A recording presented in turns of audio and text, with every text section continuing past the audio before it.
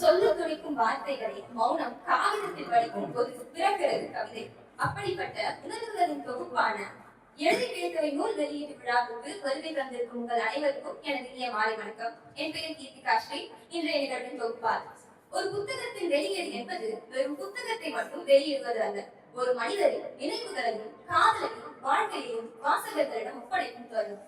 அத்தகைய அழகிய தருணத்திற்கு சாட்சியாக இன்று இங்கு ஒன்று கூடியிருக்கும் அனைவரையும் இதயம் கழித்து வரவேற்கிறேன். தமிழர் பண்பாட்டில் விருந்தோம்பல் ஒரு பண்பாக மற்றும் கருதப்படுகிறது. அது ஒரு அறமாக போற்றப்படுகிறது. வந்தவரை மனம் மலர்ந்து வரவேற்பது நம் மரபு. அந்த மரபை தொடரும் விதமாக முதலில் வரவேற்புடன் இந்நிகழ்வை தொடரும். எழுதப்படாத எண்ணங்கள் காற்றில் கரைந்து விடலாம், ஆனால் எழுதப்பட்ட எண்ணங்கள் காலத்தை கடந்தும் வாழ்ந்து கொண்டே இருக்கும். அப்படிப்பட்ட எழுத்தின் வலிமையை கொண்டாடுவதற்காக இன்று நாம் அனைவரும் ஒன்று கூடியிருக்கிறோம். இன்று நடைபெறும் எழுதி கிடைத்தவை நூல் வெளியீட்டு விழாவிற்கு வருகை தந்துள்ள அனைத்து சிறப்பு விருந்தினர்களையும் எழுத்தாளர்கள், கவிஞர்கள், சமூக ஆதரவர்கள் மற்றும் நண்பர்கள் அனைவரையும் அன்புடனும் மகிழ்ச்சியுடனும் வரவேற்கிறேன். இன்று வெளியிடப்படும் எழுதி கிடைத்தவை நூலின் ஆசிரியர் திரு சாரதி வெங்கடேசன் அவர்கள் தற்போது சென்னையில் தொழில்துறை ஓட்டுநராக பணியாற்றி வருகிறார். வாழ்க்கை பயணத்தில் பல்வேறு அனுபவங்களையும் மனதில் ஆழத்தில் தோன்றிய சிந்தனைகளையும் எழுத்தாக வடித்து இன்று நம் கைகளில் கொடுத்திருக்கிறார். அவருக்கு இந்த நேரத்தில் எனது வாழ்த்துக்கள் மற்றும் பாராட்டுகள். இந்நிகழ்வில் சிறப்பு விருந்தினராக வருகை தந்திருக்கும் எழுத்தாளர் திரு பரத் காமராஜ் அவர்கள், புரோகிராம் உதவி வேளாளர் திருமதி கிருஷ்ணகுமாரி அவர்கள், கவிஞர் திரு விக்னேஷ் சுப்பிரமணியம் அவர்கள், எழுத்தாளர் திரு ராமகிருஷ்ணன் அவர்கள், உதயசாலினி பவுண்டேஷன் வழிகாட்டி செல்வி தேவி அவர்கள் ஆகியோரை அன்புடன் வரவேற்கிறேன். மேலும் யுஎஸ்எஃப் புரோகிராம் வாலண்டியர் திரு சத்யமூர்த்தி அவர்களையும் அன்புடன் வரவேற்கிறேன். ஒரு புத்தகத்தின் பிறப்பு என்பது பெரும் பக்கங்களின் தொகுப்பு அல்ல, அது ஒரு மனிதரின் கனவு, அனுபவம், உணர்வு ஆகியவற்றின் உருவாக்கம். அந்த உருவாக்கத்தை கொண்டாடும் இந்த மாலை வேலை நமக்கெல்லாம் நினைவில் நிற்கும் ஒரு இனிய தருணமாக அமையட்டும். மீண்டும் ஒருவரை இவ்விழாவிற்கு வருகை தந்துள்ள அனைவரையும் மனமார்ந்த அன்புடன் வரவேற்கிறேன்.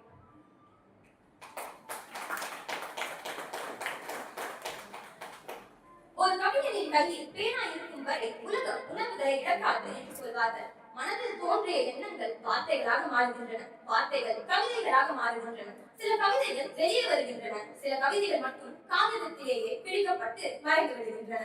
அப்படிப்பட்ட பிடிக்கப்பட்ட பக்கங்களுக்குள் மறைந்திருக்கும் உணர்வுகளுக்கு இன்று ஒரு புதிய பிறப்பு கிடைத்திருக்கிறது. அந்த பிறப்பின் பெயர் தான் எழுதி கிடைத்தவை. அவளுக்கு, காதலுக்கு, அழுகைக்கு, எனக்கு, வயதான தோழிக்கு, உடற்புறவா உயிர் தோழிக்கு, கடவுளுக்கு என மனித மனத்தின் பல்வேறு உணர்வுகளை கவிதைகளாக பதிவு செய்திருக்கும் இந்நூல் வாசகர்களின் உதயத்திலும் ஓர் இடம் பிடிக்கும் என்ற நம்பிக்கையுடன் அந்த இனிய தருணத்தை நோக்கி நகர்கிறோம். எழுதி கிடைத்தவை நூலை வெளியிடும் நிகழ்வு தொடங்கி வைக்க நமது மதிப்பிற்குரிய சிறப்பு விருந்தினர்கள் திரு பரத் காமராஜ் அவர்கள் மற்றும் திரு ராமகிருஷ்ணன் அவர்கள் மற்றும் விக்னேஷ் சுப்பிரமணியம் அவர்களை மேடை கலைக்கிறேன்.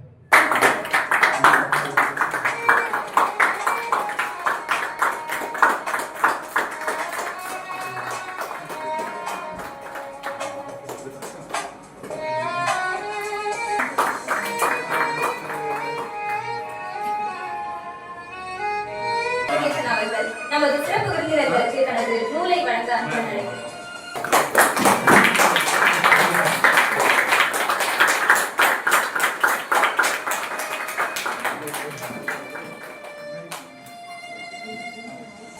அடுத்ததாக கவிஞர் திரு பரத் காமராஜ் அவர்களே.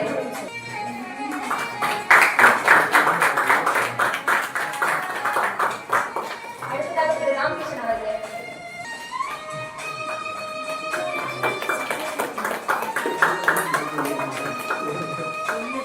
அடுத்ததாக திரு கிருஷ்ணகுமாரி அவர்களே.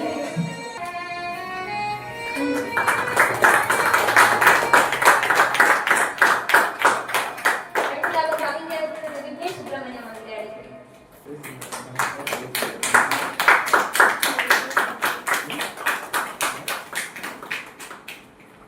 அடுத்ததாக செல்வி தேவி அவர்களை அழைக்கிறேன்.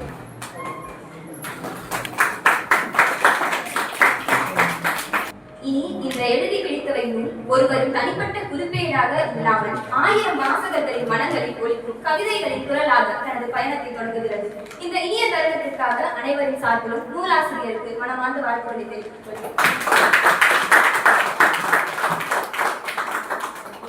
மனித பார்வையில் பார்வையில் உலகம் பார்ப்பவர்கள் மத்தியில் பறவையின் பார்வையில் உலகை பார்த்த பரந்த மனத்திற்காரர் புல்லரிக்கும் எழுத்தின்படி புல்லினத்தை படம் பிடித்த கவிஞர் மற்றும் பாடலாசிரியர் பரத் காமராஜ் அவர்களை சிறப்புரையாற்ற அழைக்கிறேன். வணக்கம். வாழ்க்கையில நம்ம நிறைய பொன்மொழிகளை கடந்து வந்திருக்கோம். சில பொன்மொழிகளை நமக்கு மறு அறிமுகம் செய்வாங்க சில பேர். அப்படி சகோதரர் வெங்கடேசன் ஒரு பொன்மொழி எனக்கு மறு அறிமுகம் செஞ்சாரு. அந்த பொன்மொழியோட ஒரே தொடர்ந்து நல்லா இருக்கும். அந்த பொன்மொழி எல்லாருமே வாழ்க்கையை கடைபிடிக்க வேண்டிய விஷயமா, நடப்பவை நடக்கட்டும், பின்னால் பார்க்க கொள்ளலாம்.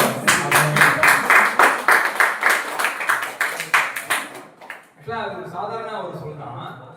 அவர் எனக்கு அறிமுகம் செஞ்சப்போ அது வேற மாதிரியான ஒரு பரிணாமம் எனக்கு தெரிஞ்சது. ஒரு சாதாரண ஒரு சொல்லாடல அது எந்த ஒரு விதமா நம்மளால அணுக முடியும்ன்றதுதான் ஒரு கவிஞரோட பார்வை இல்லையா? அதை இப்போ வெளிப்படுத்த முடியாது. அந்த ஒரு சொல்லாடல் அந்த மாதிரி எதுக்காக சொல்ல வரேன் அப்படின்னா, அவருக்கு அந்த பார்வை இருக்கு. அந்த பார்வை இருக்கிறதுனாலதான் இன்னைக்கு அவரால் கவிதைகள் நிறைய பேர் எழுதுவாங்க. நிறைய பேர் கவிதை எழுதுறாங்க. அது கவிதை தானா அப்படின்ற அந்த தர்க்கத்துக்குள்ள நம்ம போக தேவையில்லை. ஆனா கவிதைகள் சொல்லிட்டு நிறைய பேர் நிறைய எழுதிடுறாங்க. அப்படி எழுதப்பட்ட கவிதைகளை புத்தகமா வெளியிடணும்னு நினைக்கிறது ஒரு டாஸ்க். அதை புத்தகமா வெளியிடுறதுக்கான முயற்சிகள் செய்யறது ஒரு டாஸ்க். அந்த 2 டாஸ்கையும் முடிச்சு புத்தகமா வெளியிடுறது ஒரு மிகப்பெரிய டாஸ்க். ஏன்னா அது எனக்கு தெரியும். நான் நிறைய நண்பர்கள் பார்த்திருக்கேன், நானும் அதை அனுபவப்பட்டிருக்கேன். அந்த அளவுக்கு புத்தகமா வெளியிடுற அளவுக்கு இவர் போனதுக்காகவே பெரிய வாழ்த்துக்கள். அதுக்கு அவர் தேர்ந்தெடுத்த தலைப்பு, அந்த புத்தக வடிவமைப்பு எல்லாமே ஏதோ கடமைக்கு புத்தகம் வெளியிடல அப்படிங்கிறது தெளிவா தெரியுது. அவரோட இந்த வடிவமைப்பு சிந்திக்கிறதுக்கே அதுக்கு ஒரு தனி சிந்தனை வேணும் கண்டிப்பா. அந்த வகையில கண்டிப்பா ஒரு மிகப்பெரிய வாழ்த்துக்கள். கவிதைகள் குறித்து இவரை பத்தி பேசணும்னா நிறைய பேசலாம். அது தாண்டி ஒரு மனிதனா நான் முதல்ல ரீடிங் ரூம்ல வரும் பொழுது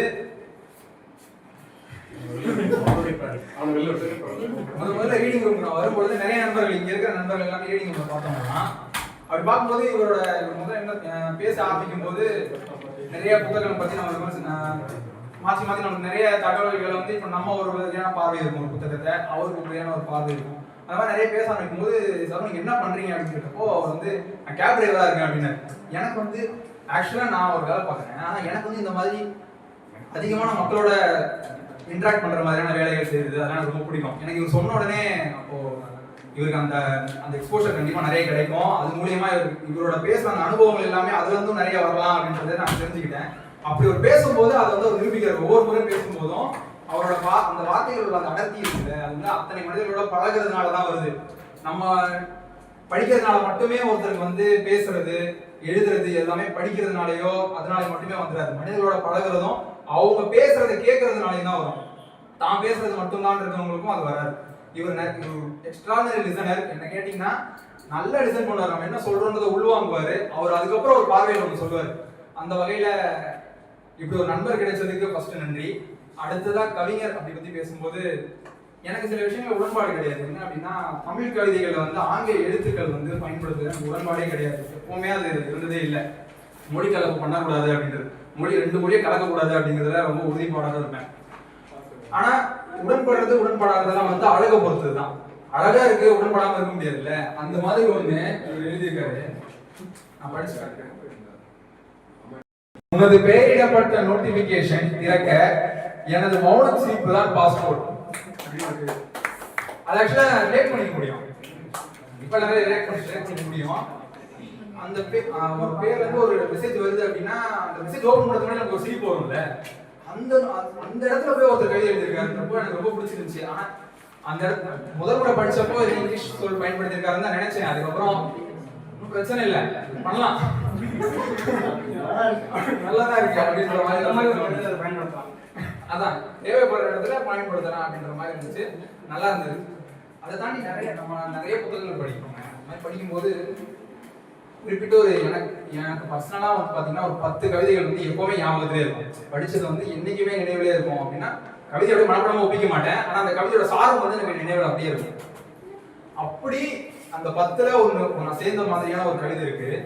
எனக்கு இந்த மொத்த புக்கும் படிச்சு முடிச்சதுக்கு அப்புறமும் அந்த கவிதை எனக்கு திருப்பி அதை எனக்கு படிக்கணும்னு தோணுச்சு. எல்லா கவிதையும் படிக்கும் போது நெஞ்சில பூசாது. சில கவிதைகள் தான் ஒரு மாதிரி ஒரு சின்னதா தூண்டிவிடும். அப்படி ஒரு கவிதை அப்படிப்பட்ட ஒரு கவிதை வந்து பயணம் முடிந்து தூக்கி எறிந்த பயணச்சீட்டு நான் ஒரே காலம் மிக மிக அவசியமான ஒன்றாக அவளது கைகளில் அடைக்காத்து வைத்திருந்ததில் மகிழ்ச்சி. கொஞ்ச நாள் தான் ஒருத்தர் கூட பழகிருப்போம். அந்த கொஞ்ச நாள் நம்ம அவங்களுக்கு வந்து நம்ம ரொம்ப இம்பார்ட்டன்டான ஒரு ஆளா இருந்திருப்போம்ல. நான் டெய்லி பஸ்ல போறாரு, ஒரு டெய்லி கேப் ஓடிட்டு நான் டெய்லி பஸ்ல போறாரு, எனக்கு இந்த கவிதை ஞாபகத்துக்கு வரல. அப்சஷன் ஒரு படம், அதுல வந்து ஒரு ஒன் விஷ் வில்லோன்னு ஒரு இது வரும். அது என்ன விஷயம் அப்படின்னா, அந்த ஒன் விஷ் வில்லோ உடைச்சிட்டோம் அப்படின்னா நம்ம வேண்டது நடக்கும் அப்படின்னு. எனக்கு என்ன தோணுச்சுன்னா, இந்த கவிதைய அவர் சிந்திக்கிறதுக்கு முன்னாடி நான் சிந்திச்சு என்னோட புத்தகத்துல இதை வெளியிடணும். ஏன்னா நான் டெய்லி பஸ்ல போறேன், நான் டெய்லி பஸ் டிக்கெட் வாங்கிட்டு இருக்கேன். எனக்கு இது வரலையே ஐயோ அப்படின்னு இருந்துச்சு. எனக்கு அது ரெண்டு கம்பேர் பண்ண விஷயம் இருக்குல்ல. பஸ் டிக்கெட்டோட வேல்யூ அவ்வளவு நேரம் தான், கொஞ்ச நேரம், ஆனா அது ரொம்ப முக்கியமானது. அந்த கொஞ்ச நேரத்துக்கு அதோட வேல்யூ ரொம்ப ஜாஸ்தி இல்லை. அதையும் மனுஷன் நம்ம கூட பழகிட்டு போறதையும் கம்பேர் பண்ணது வந்து அதுக்கு ஒரு சொல்ல எனக்கு தெரியல. ரொம்ப அபரிவிதமான ஒரு கவிதை தான் என்னை பொறுத்த வரைக்கும். இது எனக்கு கண்டிப்பா நான் இப்பவும் சொல்றேன், இதுல இருந்து இன்னும் ஒரு 40 வருஷம் கழிச்சு எனக்கு இந்த கவிதை நினைவு இருக்கும் கண்டிப்பா. ஏன்னா அந்த அளவுக்கு எனக்கு உடனே ஒட்டிக்கிச்சு, அந்த அளவுக்கு சிறப்பான ஒரு கவிதை. அதே மாதிரி சில கவிதைகள் படிக்கும் போது இன்னொரு சில கவிதைகள் வந்து நமக்கு நினைவுக்கு வரும். வந்து நம்ம நிறைய படிக்கும் பொழுது இதே மாதிரியான ஒரு கவிதை வேற ஒரு இடத்துல சிறப்பாக படிச்சிருப்போம் அப்படின்னு ஞாபகம். அப்படி ஒரு கவிதை வந்து அழைக்காமலே வரும் ஞாபகங்களுக்கு நாகரிகம் சொல்லிக் கொடு அப்படின்னு சொல்லி ஒரு கவிதை. கவிஞர் வந்து அதை எழுதுனது நாடக சூர்யா அப்படின்னு சொல்லி வந்து எழுதிப்பாரு. அதை நம்ம இன்ஸ்டாகிராம்ல நீங்க தொடர்ந்து அந்த மாதிரி படிச்சீங்கன்னா அது நமக்கு தெரியும். அதே மாதிரி ஒரு கவிதை எழுதியிருக்காரு. நீ வருவதை நிறுத்தி கொண்டதை போல உன் ஞாபகங்களுக்கும் சொல்லி புரிய வை. ஞாபகத்தை எப்படி நிறுத்த முடியுமா, அது நீங்க தான் பண்ணிட்டு போகணுன்ற மாதிரி இருக்கு. அது ரொம்ப அதுதான் நான் இந்த புக்கு ஃபுல்லா படிக்கும் போது எல்லாமே பர்சனல் கனெக்ட் நிறைய இருந்துச்சு. அதுக்கு உங்களுக்கு ரொம்ப நன்றி சொல்லணும் நானு. ஏன்னா நம்மளை பத்தி எழுதிடலாம், நம்மளை பத்தி எழுதிக்கும் நம்மளுக்கு ஒரு ஆறுதல் இருக்கும். இன்னொருத்தர் எழுதும் போது அது நல்லா இருக்கும்ல, இன்னும் கொஞ்சம் வேல்யூ ஜாஸ்தி ஆகுன்ற மாதிரி பாக்குறேன். அந்த மாதிரி நீங்க தொடர்ந்து நிறைய எழுதணும். நிறைய இங்க இருக்கிற நிறைய நண்பர்கள் வந்து புத்தகத்தை கண்டிப்பா வாங்கி படிங்க. அதே மாதிரி சகோ வந்து எந்த காரணத்தை கொண்டும் எழுதுறது நிறுத்திடாதீங்க. எந்த காலத்திலையும் அதை தொடர்ந்து பண்ணிக்கிட்டே இருங்க. இது முதல் புக்கு தான், கண்டிப்பா நிறைய புத்தகம் போகும். ஏன்னா எழுதணும்னு நினைக்கிற ஆசைப்படுவாங்க நிறைய பேர், அது நிறைய பேர் வராது. உங்களுக்கு வருது, அந்த வரதை வந்து நம்ம அடுத்த கட்டத்துக்கு நகர்த்தி கொண்டு போய்கிட்டே இருக்கணும் அப்படின்னு நான் சொல்லுவேன். கண்டிப்பா சிறப்பா பண்ணுங்க. அதுக்கப்புறம் ரொம்ப கடைசியா முக்கியமான விஷயம் சொல்லிக்கிறேன். கற்பனையிலிருந்து பல கவிதைகள் எழுதலாம், கற்பனை மூலியமா பல கவிதைகள் எழுதலாம். ஆனா அனுபவப்பட்டு எழுத முடியுது சில கவிதைகள் தான். அப்படி இல்லை, அந்த சில கவிதைகள் இருக்கு, அதை அனுபவப்பட்டா மட்டும்தான் அந்த கவிதை வரும். ஒருத்தனால கற்பனை பண்ணி மட்டுமே அந்த கவிதைகள் எழுத முடியாது. அப்படி அந்த மாதிரி அனுபவப்பட்ட கவிதைகள் பத்தி எல்லாம் பேசுறது நிறைய அனுபவசாலிகள் இருக்காங்க, அவங்க கண்டிப்பா பேசிடுவாங்க. நன்றி. கவிஞர் மற்றும் அவருடைய கவிதை நடையை சொன்னதுக்கு ரொம்ப நன்றி ஐயா. அடுத்ததாக நம்முடைய USF வாலண்டியர் மற்றும் first international beach tennis player திரு சத்யமூர்த்தி அவர்களை சிறப்புரையாற்ற அழைக்கிறேன். வணக்கம். எனக்கு வாழ்த்து சொல்லிக்கிறேன்.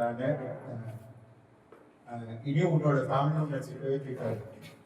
ஏன் அப்படின்னா என்ன கிச்சன் அவனும் கேட்க முடியாது. அதனால அழகா எழுதி கிச்சனுக்கு நீயே காமிக்கலாம். சரியா? ஒன்று. ரெண்டாவது விஷயம் நான் அவனை கை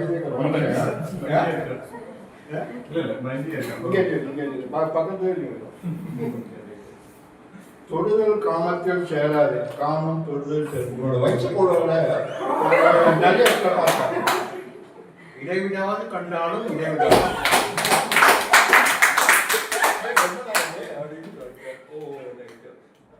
எவ்வளவு வயசாக இருக்க வேண்டியதுதான். அப்புறம் இன்னொரு விஷயம், நான் இப்ப தேவதைன்னு சொல்லும் போதே இவருக்கு ஒரு பொண்ணு ஞாபகம் வரும், அவருக்கு ஒரு பொண்ணு ஞாபகம் வரும், அவருக்கு ஒரு பொண்ணு ஞாபகம் வரும், எல்லாருக்கும் அவங்களோட கஷ்டம் ஞாபகம் வரும் எல்லாருக்குமே. ஓகேவா? தேவதை தேவி அதுக்கும் காமத்தை நிறைய காமிச்சிருக்க. திருவள்ளூரோட பேரன் பார்த்தா இது ரொம்ப முக்கியம். நான் சொல்லவே மாட்டேன்.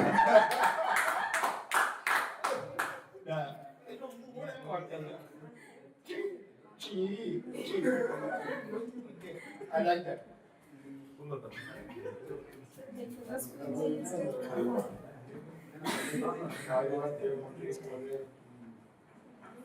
அதே மாதிரி சொன்ன மாதிரி உணர்ந்து கவிதை சொல்லியிருக்காரு. வாழ்க்கையில் அனுப்பும் போது எல்லா சமயத்திலும் கவிதை வராது. சாதாரணமா நம்மளுக்கு 80 110 இருக்கும்போது அவனுக்கும் கவிதை வராது. பிபி ஒண்ணு அழுகின் உச்சகட்டமா இருக்கும், இல்ல லவ்வின் உச்சகட்டமா இருக்கும், இல்ல சோகத்தின் உச்சகட்டமா இருக்கும். அப்போ எவனும் எழுத மாட்டான். ஆனா எழுதுறவன் புத்திசாலி. ஒண்ணுமே நானும் நிறைய கவிதை எழுதியிருக்கிறேன். இப்போ இங்க யோசிச்சதில்லை. நான் உன்னை அடுத்த கட்டத்துக்கு கொண்டு செல்வேன். உன்னோட லேப்டாப்பின் என்டர் பக்கம் நான் தான். போதும் நினைக்கிறேன். ஏன்னா மீதி நிறைய பேருக்கு சொல்ல வேண்டி இருக்கோம்.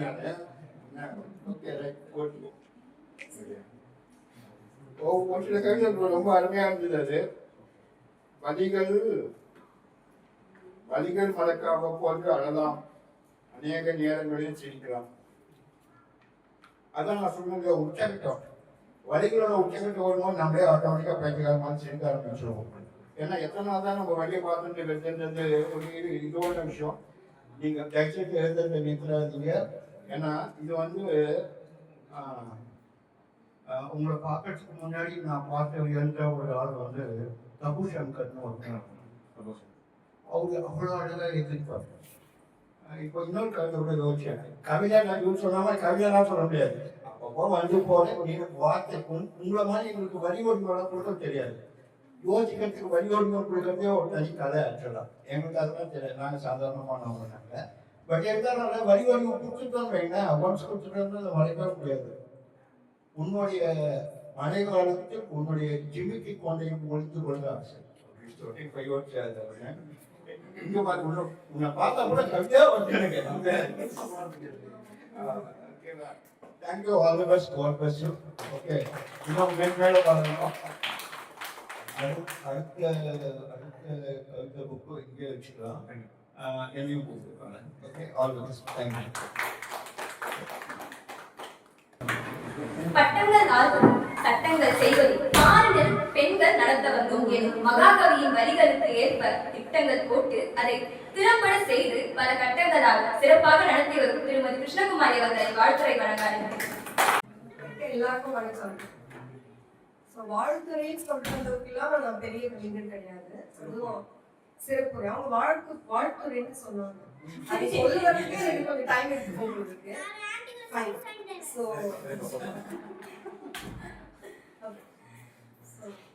இன்னைக்கு இந்த புத்தகத்துடைய அந்த அவுட்டர் லுக் பார்க்கும்போது உண்மையாகவே இவங்க பரத் சொன்ன மாதிரி அது நீங்க மெனக்கிட்டு இருக்கிறது ரொம்ப அழகா தெரியுது. அந்த ஃபர்ஸ்ட் பேஜ் ஏன்னா எழுதிட்டோம், சரி இது தேவையில்லைன்னு தூக்கி போட்டதை இப்படி ஒரு புக்கா கொண்டு வரணும்னு நினைச்சதுக்கே உங்களுக்கு ஹேட்ஸ் ஆஃப். அதுக்கே ஒரு பெரிய பாராட்டு.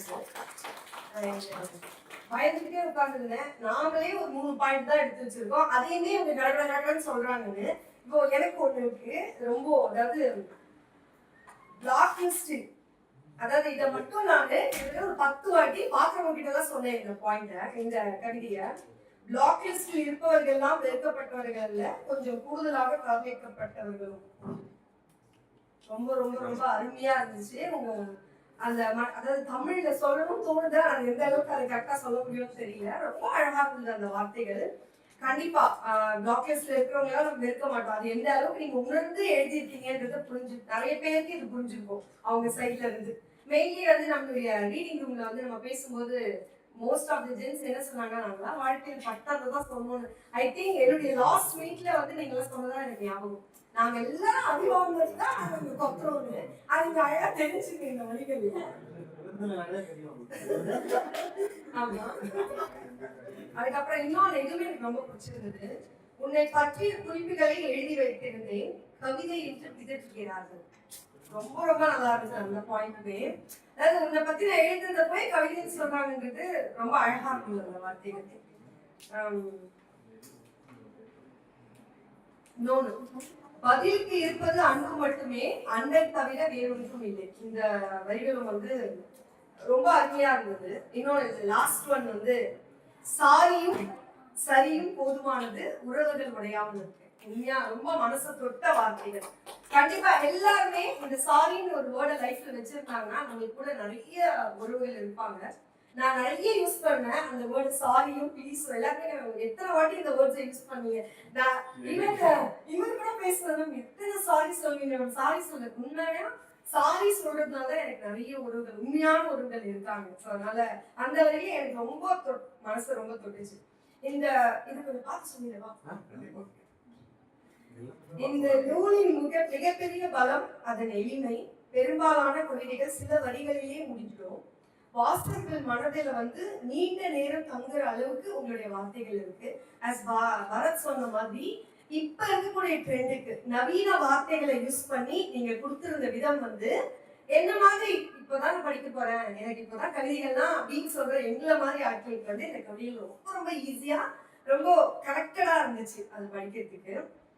அடுத்தது இந்த உங்களுடைய கவிதைகளை படிக்கும்போது அதாவது ஒரு சாதாரண மனுஷனுக்கு என்ன மாதிரியான ஃபீலிங்ஸ்லாம் இருக்கும், என்ன மாதிரியான அனுபவங்கள்லாம் லைஃப்ல இருக்குமோ அது எல்லாமே ஒவ்வொரு கவிதையிலும் இருந்துச்சு. லைக் ஒவ்வொருத்தருக்குமே ஒரு பிரிவின் ஒரு விஷயம் இருக்கும், ஆசைன்னு ஒரு விஷயம் இருக்கும், அதுக்கப்புறம் வலி, அந்த மாதிரி நிறைய வேர்ட்ஸை பார்க்கணும். ஃப்ரெண்ட்ஷிப் இருந்தது. வாழ்க்கையில லைஃப்க்கு தேவையான நிறைய அனுபவங்களை ரொம்ப அழகா, அதாவது சார் சொல்லிட்டு போனது நிறைய அடி வாங்கிருக்கீங்க போயிருக்கு. அது உங்களுடைய எழுத்துக்கள் நாங்க என்ன தெரிஞ்சுது. சாரி, இட்ஸ் நாட் அடி வாங்குறது. ஈவன் நம்ம அடி வாங்க சொல்றத கேட்டு கூட எழுதலாங்க. அந்த மாதிரி கூட நம்ம எடுத்துக்கலாம். அவர் ஏன் அடி வாங்குதுன்னு நம்ம நினைக்கலாம். அடி வாங்க அப்ப இதை படிச்சாலே இவருடைய நிலை என்னன்றது தெரியும். லாஸ்டா நான் சொல்ல விரும்பும்போது, எழுதி கிழித்தவை என்பது வார்த்தைகளால் அலங்கரிக்கப்பட்ட கவிதை நூல் அல்ல, உணர்வுகளால் நிரம்பிய கவிதை நூல். எளிமையான மொழியில் ஆழமான உணர்வுகளை ரசிக்க விரும்பும் வாசகர்களுக்கு இந்த நூல் ஒரு இனிய வாசிப்பா இருக்கும்னு நான் நம்புறேன். ப்ளீஸ் இதை எல்லாரும் வாங்கி பாருங்க. இவங்க அளவுக்கு தூய தமிழ்ல வராதுன்னு தான் சிலதெல்லாம் விட்டுட்டேன். பட் மற்றபடி உண்மையாலுமே மனதோ ஹார்ட்ஃபுல்லா சொல்றேன். இந்த கவிதை படிக்கும்போது நாங்க வண்டியில டிராவல் ஆயிட்டு, நாங்க ஒரு 2 டேஸ்க்கு முன்னாடி மூணார் போயிருந்தோம். வந்துட்டு இருக்கும்போது எல்லாரும் தூங்கிட்டு இருந்தாங்க. அப்ப நம்ம என்ன பண்ணலாம் போது அப்பதான் இவங்க கரெக்டா எனக்கு அமிச்சாங்க. சோ அதை நம்ம படிச்சுட்டு என்னையும் அறியாம நான் எல்லாரையும் கேட்பேன், கேட்கிறோம் நல்லா இருக்குது, இது உங்களுக்கு கரெக்டா இருக்கு அப்படின்ற மாதிரி ஒவ்வொன்றும் சொல்ற மாதிரி இருந்துச்சு. ரொம்ப நல்லா இருந்தது. கிழிக்க நினைத்த வார்த்தைகளை வாசகர் மனதில் ஒட்ட வைத்த கவிஞருக்கு நன்றி. அக்கறையும் மனித நேயமும் ஒன்றாக இணைந்தால்தான் ஒரு நல்ல சமுதாயம் உருவாகும். அந்த பணியை சிறப்பாக செய்து கொண்டிருக்கும் செல்வி தேவி அவர்களை சிறப்புரையாற்ற அழைக்கிறேன். ஓகே, லிட்டில் பிட் நர்வஸா இருக்கேன். ஃபர்ஸ்ட்லி தேங்க்யூ சொல்லணும் கிருஷ்ணகுமாரி மேம், யூஎஸ்எஃப் அவங்க மூலமா ரீடிங் டீம் கிடைச்சதுக்கு. அண்ட் தென் நான் ஃபர்ஸ்ட் டைம் சாரை பார்த்தேன். இன்டர்வியூ நாங்கள் சார் கேண்டிடேட்டை செலக்ட் பண்ணோம் அப்படின்னு சொல்லிட்டு he was so kind.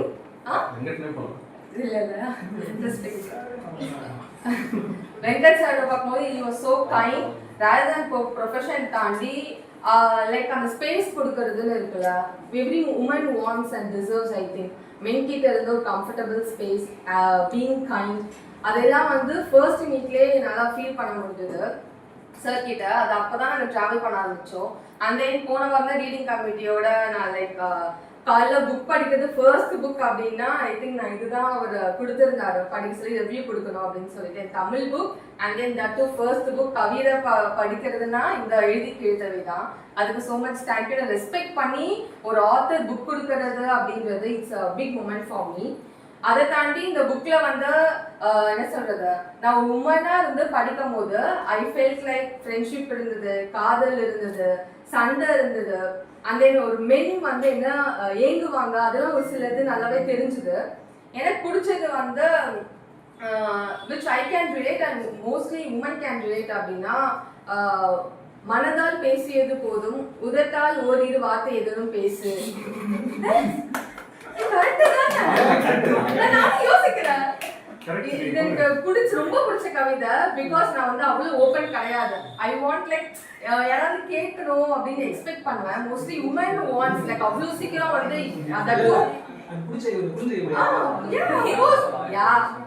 அது வந்து ஒரு ஆண்மகன் கேட்கணும் அப்படின்னு சொல்லிட்டு we truly expect that. So that எனக்கு பிடிச்ச கவிதை அது. Rather than that, நிறைய கவிதை வந்து which we can relate to realistic. So book படிச்சு பார்த்துட்டு கண்டிப்பா எனக்கு ரிவ்யூ சொல்லணும். Thank you so much.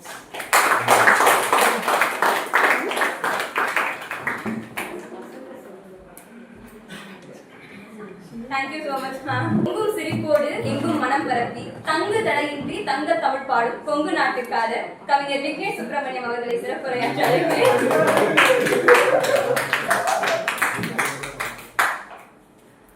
வணக்கம் எல்லாருக்கும். ஃபர்ஸ்ட் ஆஃப் ஆல் கிருஷ்ணகுமாரி மேம்க்கு ரொம்ப நன்றி. இந்த ஸ்பேஸை வந்து அரேஞ்ச் பண்ணி ரெகலேஷன் கொடுத்தது. ஏன்னா எங்களை மாதிரி இப்போ தானே நாங்கள் ஸ்டார்ட் பண்ணுறோம் ரைட்டிங்கை, விச் மீன்ஸ் புக்கை பப்ளிஷ் பண்ணுறது எல்லாமே. ஸோ அப்படிங்கிற போது எங்களுக்கு இந்த மாதிரி என்கரேஜ் பண்ணுறதுலாம் ரொம்ப தேவைப்படும். அது ஃபஸ்ட்டு வெங்கடேசன் இருந்து ஆரம்பிச்சதுல ரொம்ப ரொம்ப மகிழ்ச்சி எங்களுக்கு. உங்க டீமுக்கு இந்த ஹானர் எங்களுக்கு கொடுத்ததுக்கு நன்றி. வெங்கடேசன் என்ன சொல்றீங்க? மாற்றி மாற்றி நம்ம ரெண்டு பேரும் நன்றி வாழ்த்து அப்படின்னு போய்கிட்டே இருக்க வேண்டியது. ஸோ நான் முதல்ல ரீடிங் ரூம் வர்றப்போ ஃபர்ஸ்ட் பார்த்த நபர் யாருன்னா வெங்கடேசன் தான். அவர் தான் முதல்ல நான் பார்க்குறேன் ரீடிங் ரூம்ல. அவர் தான் உட்காந்துருந்தாரு, ஒரு கருப்பு சட்டை போட்டு உட்காந்துருந்தாரு. அப்புறம் அடுத்த வாரம் வந்து அதே மாதிரி கருப்பு சட்டையோட இருந்தாங்க. அடுத்த வாரம் அது சரி என்ன ஏதாவது தொட்டி செய்ய போல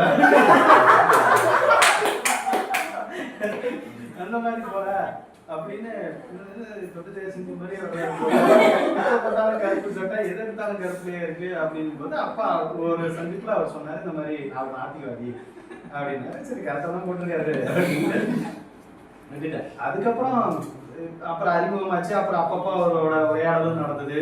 அப்புறம் நாங்கள் இந்த சந்திப்புல எல்லாம் ஒரு உரையாடல் நடந்துட்டு இருந்தது. சில கவிதைகள் தான் சொல்லுவார் அந்த மாதிரி. அப்புறம் எங்களோட அந்த வாட்ஸ்அப் குரூப்ல அந்த குழுவில் அப்பப்போ கவிதைகள் போடுவார். அதுக்கப்புறம் அவரோட புத்தகம் வெளியிடுறதுன்னு சொல்லிட்டு ஒரு நாள் கூப்பிட்டு அழைச்சி இந்த மாதிரி நான் புத்தகம் வெளியிட போறேன், நீங்க சந்திப்புக்கு வரணும்னாரு. கண்டிப்பா வரேன் சர்வா அப்படின்னு சொல்லிட்டு அதுக்கப்புறம் அவர் அடுத்த சந்திப்பு அந்த புத்தகத்தை கொடுத்தாரு. கொடுத்துட்டு அந்த புத்தகத்தை வாங்கி படிக்கும்போது சில கவிதைகள்லாம் கடந்து போயிட்டு இருந்தேன். ஒரு சில கவிதை என்னாச்சுன்னா நான் படிச்சுட்டு அதை கடந்து போயிட்டேன், நினைச்சிட்டு கடந்து போயிட்டு ஒரு 2-3 கவிதைகள் நான் படிச்சுட்டேன். படிச்சதுக்கு அப்புறம் அந்த கடந்து போன கவிதை என் மண்டைக்குள்ள அப்பதான் வெளில அடிக்குது. ஓ இதுதான் அது அப்படின்ட்டு மறுபடியும் அந்த கவிதைக்கு ரீவிசிட் பண்ணி படிச்சு அதுக்கப்புறம் நான் அதை புரிஞ்சுக்கிறேன். அப்பதான் தெரிஞ்சது இந்த ஆள் தொட்டி சரியா இல்ல, இந்த ஆள் வந்து இதை தாண்டி வல்லவன் சிம்பு போல இல்ல மன்மதன் சிம்பு போல ஒரு சில இடங்கள்ல அந்த மாதிரி இந்த மாதிரி எடுத்துக்கிட்டே அதுல சார் ஒரு கவிதை சொல்லி அந்த கவிதையை சொல்லலாம். ஆனா ஒரு சில கவிதைகள் எழுதும் போது இருக்கும் அவரு அப்ப என்ன மனநிலையில இருந்து அந்த கவிதை எழுதியிருப்பாரு அப்படிங்கிறது வந்து நம்ம இப்போ சில டைம் சில கவிதைகள்லாம் எழுதுவோங்க. அப்போ எழுதும் போதும் சரி அந்த கவிதையை நம்ம படிக்கும் போதும் சரி அந்த கவிதையை ரசிக்காம அந்த கவிஞரோட மனநிலை சார்ந்து போய் யோசிச்சுருப்போம். அது ஏன் அப்படி எழுதினாரு, என்ன மனநிலை அந்த கவிதையை அவர் உருவாச்சு அப்படின்னு யோசிப்போம். ஒரு சில கவிதை வந்து நம்ம படிக்கும்போது என்ன ஆகும்னா இது என்னோட கவிதை, இது வந்து நான் நினைச்சு வச்சிருந்த கவிதை, இதை நான் தான் எழுதிக்கணும், நீ எப்படி எழுதுற அப்படிங்கிற. இப்போ எனக்கு அந்த கவிதை வந்து இங்க இருந்து வந்து இங்க நிற்கும், அதை வாந்தி எடுக்கிறதுக்கு வார்த்தை இருக்காது. அப்ப அது இந்த ஆள் எழுதி இருக்கும் போது நமக்கு நான் எழுதிட்டு இருக்கேன்டா இந்த ஆள் எழுதிட்டாண்டா அப்படிங்கிற மாதிரி ஒரு சில கவிதைகள் இருக்கும். அதே மாதிரி ஒரு சில கவிதைகள் வந்து எப்படி இருக்குன்னா நம்ம இன்னொரு கவிதை எழுதுறதுக்கு அது ஒரு ஊற்று மாதிரி இருக்கும். அந்த கவிதைகள் வந்து நமக்கு இன்னொரு கவிதை பெறணும். அந்த மாதிரி நிறைய கவிதைகள் இவரோட புத்தகத்துல பெருவாரியா இருந்தது. ஓகே, எக்ஸப்ட் ஒரு சாப்டர் தவிர மீதி பெருவாரியான சாப்டர்ல அந்த தாக்கம் எனக்கு நிறையவே இருந்தது. ஓகே, அந்த ஒரு சாப்டர் நான் ஏன் எக்ஸப்ட் என்னன்னா அது அவர் மட்டும்தான் எழுத முடியும், அது அவரால் மட்டுமே எழுத முடிகிற அந்த சாப்டர். அதை நீங்க படிக்கும்போது கண்டுபிடிச்சிருவீங்க. நம்ம அந்த சைடு எழுதுறதுங்கிறது அந்த அக்யூரசியில எழுதவே முடியாது. அப்ப எனக்கு ஒரு சில கவிதைகள் பிடிச்சிருந்தது. அதுல வந்து எனக்கு பிடிச்ச கவிதை வந்து இந்த கவிதை. இது இவர் எழுதும் போது எந்த மனநிலையில இருந்தாருன்னு நான் யோசிச்ச கவிதை இதுதான். மிருகத்தனமான மனிதர்கள் யாரும் இல்லை, மிருகத்தனமான மனிதர்கள் யாரும் இல்லை, மிருகத்தை விட கொடூரமான மனிதர்கள் வேண்டுமானால் இருக்கிறார்கள். அப்படி மிருகத்தனமான மனிதர்கள் யாரும் இல்லை, மிருகத்தை விட கொடூரமான மனிதர்கள் வேண்டுமானால் இருக்கிறார்கள் அப்படின்னு எழுதியிருந்தது வந்து இது இப்போ நான் நேற்று ஒரு வெப் சீரிஸ் ஒன்று பார்த்துட்டு இருந்தேன். ஓகே, இந்த ராக்னு ஒரு வெப் சீரிஸ் வந்திருக்கு, இதில் ப்ரைமில் வந்திருக்கு, ஒரு Hindi web series. It's related to ஒரு பீடோஃபைல் பற்றின ஒரு வெப் சீரிஸ். அது குழந்தைகளை இது பண்ணுறோம் வெப் சீரிஸ். அதை பார்க்கும்போது எனக்கு இந்த கவிதை அவ்வளோ ரிலேட் ஆச்சு. ஏன்னா அந்த வெப் சீரிஸில் வந்து இந்த மாதிரி ஒரு லைனே வரும். எப்படி வரும்னா, அது டெல்லியை பற்றின ஒரு வெப் சீரிஸ். அதில் என்ன சொல்லுவாங்கன்னா, இந்த டெல்லி வந்து முன்னாட்களில் வந்து நிறையா மிருகங்கள் சுற்றிட்டு இருந்தது. நீங்கள் புலியை பார்க்கலாம், மயிலை பார்க்கலாம், நீங்கள் சிங்கத்தை பார்க்கலாம், சுற்றிக்கிட்டு இருந்தது. ஆனால் நம்மெல்லாம் இங்கே குடி வந்து இந்த டெல்லி நகரை விரிவடைஞ்சதுக்கப்புறம் அங்கே அந்த மிருகத்தை நீங்கள் பார்க்க முடியல. ஆனால் அதை விட கொடூரமான தவறுகள்லாம் நீங்கள் பார்த்துக்கிட்டு இருக்கீங்க அப்படிங்கிற மாதிரி ஒரு லைன். அப்புறம் நான் இந்த கவிதை முன்னாடி படிச்சிட்டேன். அதுக்கப்புறம் இந்த கவிதையை நான் மறுபடியும் எடுத்து ரீவிசிட் பண்ணும்போது இந்த கவிதையோட தாக்கம் நீங்கள் அந்த ஃபுல் வெப் சீரிஸ்லையும் பார்க்கலாம். இந்த 3 லைன் தான். ஆனால் இந்த தாக்கத்தை வந்து நீங்கள் அந்த என்டையர் வெப் சீரிஸில் நீங்கள் பார்க்கலாம். நீங்கள் வேணால் அந்த வெப் சீரிஸை இன்னொரு வாட்டி போய் பார்த்து பாருங்கள். பார்க்கலைன்னா ராக்னு ஒரு வெப் சீரிஸ், RAAKH ரைட்டில் அவ்வளோ இந்த கவிதையோட ரிலேட் ஆகிற வெப் சீரிஸ் அவ்வளோ எக்ஸாக்டாக இருக்குது. அதே மாதிரி இன்னொரு கவிதை வந்து இந்த கவிதை ரொம்பவே பிடிச்சிருந்தது. நீண்ட நாட்களுக்கு பிறகு வரும் குட் மார்னிங் அல்லது குட் நைட் என்பதற்கு மிஸ் யூ என்று பொருள் அப்படின்னு. ஆக்சுவலி இது உண்மைதான். ஓகே, இது எப்படின்னா, இப்போ இது நம்மளும் பண்ணுவோம். இப்போ நம்ம என்ன பண்ணுவோம்னா, ரொம்ப நாளாக ஒருத்தவங்க பழகி பிரச்சனையில முடிஞ்சிருக்கோம். திடீர்னு என்ன பண்ணுவோம்னா, நம்ம சரியில்லாத மனநிலையில அவங்களுக்கு குட் நைட் வேணும்னே போட்டு விட்டு அப்புறம் அவங்கள தூண்டுறது. அந்த மாதிரி நமக்கும் நிறைய ரிசீவ் ஆயிருக்கும்ல. அந்த ரிசீவர் சைட்லயும் இருந்திருக்கோம், நம்ம இன்னொருத்தல ரிசீவ் பண்ற சைட்லயும் இருக்க வச்சிருக்கோம். அப்புறம் இந்த கவிதையும் அப்படிதான் இருந்தது எனக்கு. இது வந்து இது எப்படி இவ்வளவு சிம்பிளா கொண்டு வந்துட்டாரு. இந்த கவிதை தான் நான் என்ன நினைச்சேன்னா, இது நான் எழுதியிருக்க வேண்டிய கவிதை, இந்தாலும் எப்படி எழுதுனா அப்படிங்கிற மாதிரி ஒரு கவிதை. இருந்தாலும் எழுதக்கூடாது அப்படின்னு பொறாமப்படுற கவிதை வந்து இந்த கவிதை. கடவுள் எல்லாவற்றையும் பார்த்து கொண்டிருக்கிறார், பிரச்சனையை அவர் பார்த்து கொண்டிருப்பது தான் அப்படிங்கிறது வந்து அது வந்து எப்படி இதை எனக்கு இப்பவே இதாது. இது எப்படியா இந்த எப்படி சிம்பிளா எழுதிட்டா, இந்த எப்படி எழுதுனாங்க நாம எழுதணும் அப்படிங்கிற மாதிரி தோணுன விஷயம். அதே மாதிரி கடைசி இந்த கவிதையும் ரொம்ப பிடிச்சிருந்தது. இந்த வார்த்தை நான் பிரயோகிக்கணும்னு நானும் யூஸ் பண்ணணும் இந்த வார்த்தை அப்படின்னு தோணுது.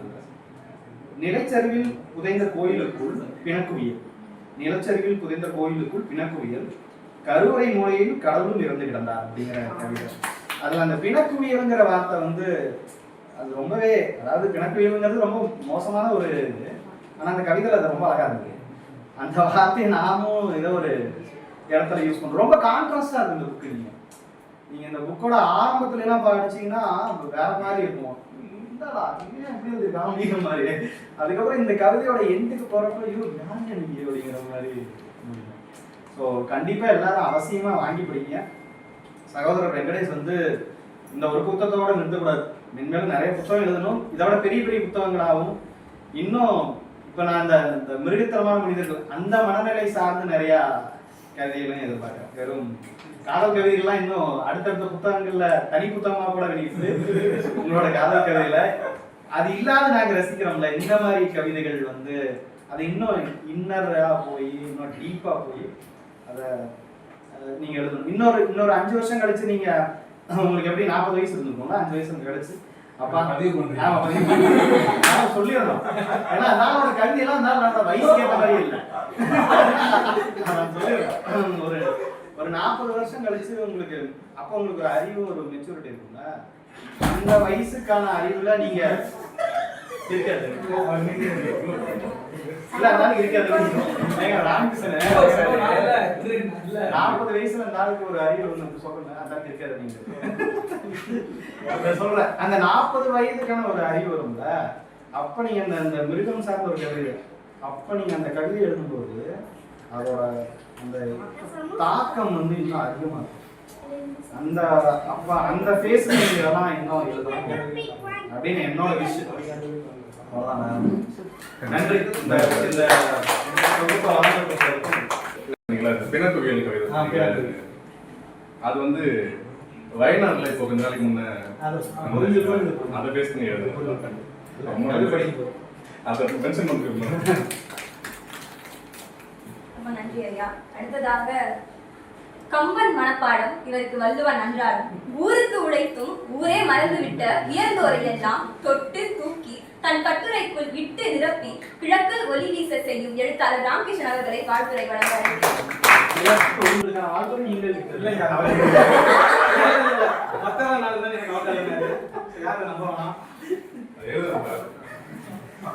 தமிழுக்கு வணக்கம்.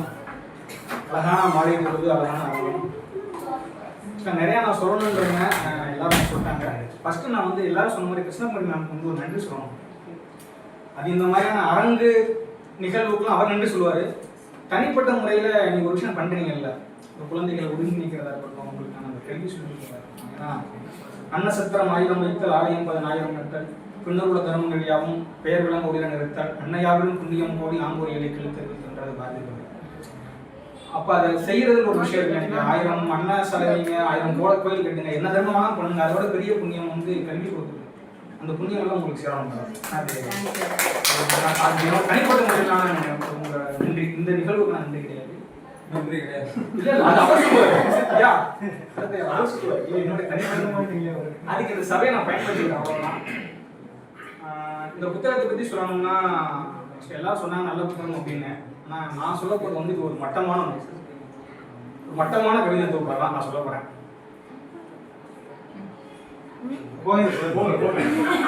இதுல வந்து காதல் இருக்கு, அழுகை இருக்கு, தண்ணீரை விளக்கம் இருக்கு, எல்லாமே இருக்கு. ஆனா எந்த உணர்வுகளும் கூடாம, எந்த உணர்வுகளும் குறையுமா, எல்லாமே ஒரே மட்டத்தில் இருப்பதனால இது ஒரு மட்டமான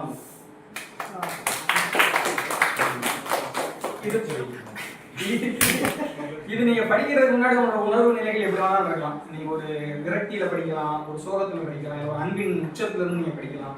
நீங்க எப்படி படிச்சாலும் நீங்க படிச்சதுக்கு அப்புறம் உங்களுடைய உணர்வு நிலைகள் சமன்படுத்தப்பட்டு மட்டப்படுத்தப்படுவதாலும் இது ஒரு மட்டமான நீ இந்த நூல் மட்டுமல்ல, இந்த நூல் படிச்சதுக்கு அப்புறம் நம்ம எல்லோரும் மட்டமானவர்களாக ஆக்கப்படுகிறோம். அப்படி ஒரு அழகான நூல் இந்த நூல் வந்து நான் ரொம்ப ரசிச்சேன். ஏன்னா இந்த நூல் எனக்கு ரொம்ப தனிப்பட்ட சிறப்பு என்னன்னா, இது வெளிவரதுக்கு முன்னாடி இது என்னென்ன கவிதைகள் வரப்போகுது, இது எப்படி வரப்போகுது, ஒரு அட்டை வடிவம் எப்படி அப்படின்னு சொல்லிட்டு நானும் அவரும் நிறைய கலந்துரையாடிடுவோம். ரொம்ப அழகான நிகழ்வு.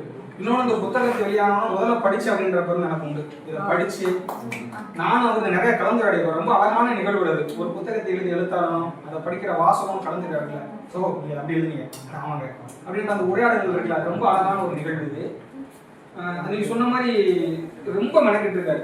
சும்மா ஏனோதானம் இல்லாமல் அந்த புத்தக வடிவமைப்புல இருந்து ஒரு டைரி வடிவமைப்புல போட்டிருக்காரு. கிட்டத்தட்ட இது வந்து அவரோட டைரி. எடுத்து படிச்சீங்கன்னா நம்மளோட டைரியும் கூட. அவர் சொன்ன மாதிரி இது என்னோட வாழ்க்கை இல்லை அப்படின்னு எங்கேயோ ஒரு இடத்துல உங்களுக்கு லேட் ஆகும். அப்படி ஒரு நூல் தான் இந்த நூல். ரொம்ப சிறப்பான ஒரு அழகான தலைப்பு கொடுத்துருக்காரு, எழுதி கிழித்தவைன்னு சொல்லிட்டு. ஏன்னா ஒரு சில விஷயங்கள்லாம் கிழிச்சதுக்கு அப்புறம் அதுக்கான பயன் தெரிய வரும். ஒரு பேருந்து பயணிச்சது போல, ஒரு நாட்காட்டி போல, ஒரு கடிதத்தின் முறை போல, இதெல்லாம் நீங்க கிழிச்சதுக்கு அப்புறம் தான் அதோட பயணம் உங்களுக்கு தெரிய வரும். அப்படி ஒன்றாக தான் நான் இந்த நூலை நான் பார்க்குறேன். எனக்கு இந்த நூலை நிறைய கவிதைகள் பிடிச்சிச்சு. எதை சொல்லணும் எதை சொல்லக்கூடாதுன்னு தெரியல. அதே மாதிரி இதில் அங்கே ரைட்டர்ஸ் டச்சுன்னு சொல்கிற மாதிரியான டச்சான கவிதைகள்லாம் இந்த இடத்துல நிறையா இருக்குது. ஸோ அதை பற்றி எல்லாரும் பேசிட்டாங்க. எனக்கு இதில் ரொம்ப பிடிச்ச ஒரு கவிதை என்னன்னா, பொங்கும் சிரிப்பை மறைக்க இதழ் பிரிக்காமல் 2 வினாடிகள் நீ பட்ட அவஸ்தை. பப்பா நீ சிரித்தே இருந்தாலும் வாய்க்கிறாரு, அப்படி ஒரு அழகை காண. இல்ல நான் அவரை எங்க ரசிக்கிறேன்னா, அந்த முதல் பத்தியை எழுதிடலாம், இந்த 2வது பத்தியை எழுதிடலாம், நடுவில் அந்த அப்பப்பா படம் இருக்குங்களா, அதுதான் எழுதணும். அந்த அப்பப்பா தான் அந்த கவிதை அழகா இருக்குன்னு அந்த அப்பப்பா தான். அதனால ரொம்ப அழகான கவிதை தொகுப்பு, எல்லாரும் ரொம்ப படிக்கணும். ஒரு வெங்கடேசனை பத்தி நான் சொல்லணும்னா, நான் நேசிக்கக்கூடிய ஒரு மிகப்பெரிய மனிதர் வெங்கடேசன். ஏன்னா பொதுவா நான் ஆண்களை நேசிப்பது கிடையாது. என்னுடைய நேசம்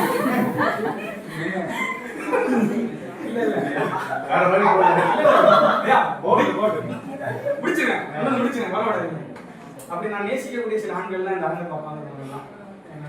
எல்லாருமே ரொம்ப மரியாதைக்குரியவர், ரொம்ப நேசிக்கக்கூடியவர். நானாவது பரவாயில்ல, ஒரு சில ஆண்களை நேசிப்பேன். வெங்கடேசன் தான் ரொம்ப மோசம். அவருடைய நேசங்கள் வந்து ஆண்களுக்கு பாத்தியப்பட்டதே கிடையாது. அவரோட நேசம், அவர் ரொம்ப அன்பான மனிதர். நீங்க போய் அவர்கிட்ட பேசுனீங்கன்னா அப்படியே அன்பு ததும்பும், அப்படியே கொட்டும். நீங்க எவ்வளவு அன்பு கொடுத்தாலும் வாங்கி வச்சுக்கிறதுக்கான புள்ளளவு அவர் வெற்றிடம் ஒரு இருக்கு. எவ்வளவு அன்பையும் கொடுப்பாரு. டேர்ம்ஸ் அண்ட் கண்டிஷன் கொடுப்பதும் வாங்குவதும் பெண்களாக இருக்காங்க. அது ஒரே கண்டிஷன் தான். ஏன்னா ரொம்ப ரொம்ப அழகான மனிதர். அவருடைய உடல் வந்து பெண்களாக சொல்றது ஆனா என்ன ஒண்ணுனா இல்ல என்ன ஒண்ணுனா அந்த எல்லா பெண்களும் அவருக்கு தங்கைகள். அதுதான் ஒரு பெரிய சிறப்பு. ஏன்னா பெண்களின் மத்தியில் அண்ணனாக வாழ ஆசைப்படும் ஆண்களுக்கு மத்தியில் அண்ணனாக வாழ ஆசைப்படுவார்கள்.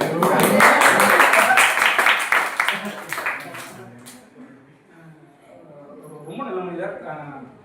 அதான் நான் சொல்லுவேன், நான் சமீபத்தில் சந்திச்ச மனுஷர்களே ஒரு மனிதன் ஒரு அன்பை தாங்கிக்கிட்டு சுற்றுவாங்க. நீங்க பேசுனீங்கனாலே ஏதாவது கொண்டு வரும் தகுந்த அன்பு. அந்த மாதிரியான ஒரு மனிதர். இந்த நூலில் நான் ரொம்ப நிறைய விஷயங்கள் ரசித்தேன். நிறைய தலைப்பு கொடுத்துருக்காரு. அதுலேயும் பொதுவாக தமிழை பொறுத்த வரைக்கும் கடவுள் வாழ்த்து பாடி அந்த நூலை பாடுறது அப்படின்றது மரபு. முதல்ல கடவுளை சொல்லிட்டு தான் நூலை போடுவாங்க. இதில் அந்த சீரடை குறைக்கிற கடவுளை கடைசியில் இருக்கிறார். அப்படி நிறைய விஷயங்கள் நான் ரொம்ப ரசிச்சிருக்கீங்க. அவருக்கு கடவுள் நம்பிக்கை இருக்கோ இல்லையோ, ஆனால் என்னை போன்ற இறைப்பற்றாளர்கள் அவருக்காக வேண்டிக்கிட்டே இருக்கும். அதனால கடவுள் ஆசீர்வாதம் அவர் என்னைக்குமே இருக்கும் அப்படின்னு நான் ரொம்ப அழகான நூல். எல்லாரும் வாங்கி படிங்க. இது நீங்கள் படிக்கும்பொழுது உங்களை கை வந்து உங்களை கோதி விடும்.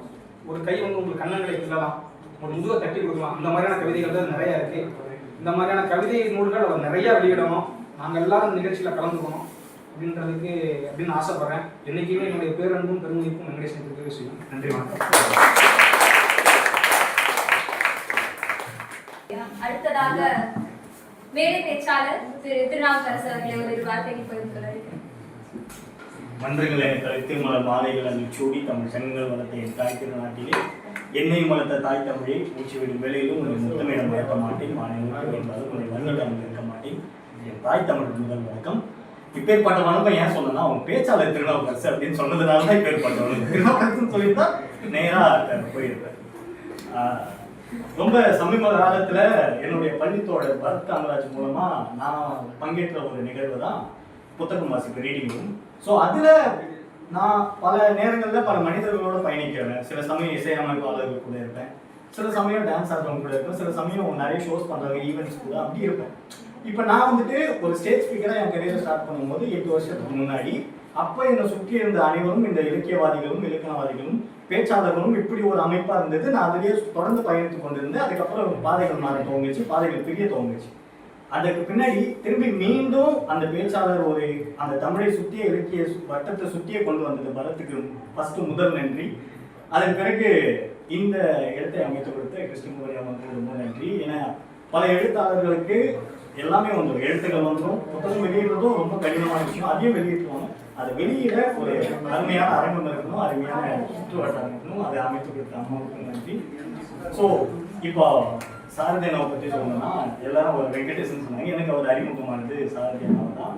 நான் வந்துட்டு அங்கே போயிட்டு பல பேரை சந்திக்கும் பொழுது என் பக்கத்தில் உட்காந்து ரொம்ப அன்பா என்னை வந்துட்டு ஒரு அரவணைச்சார். அது அவருக்கே தெரியாது, ஆனால் அவருடைய அன்பு என்னை தொட்டுது.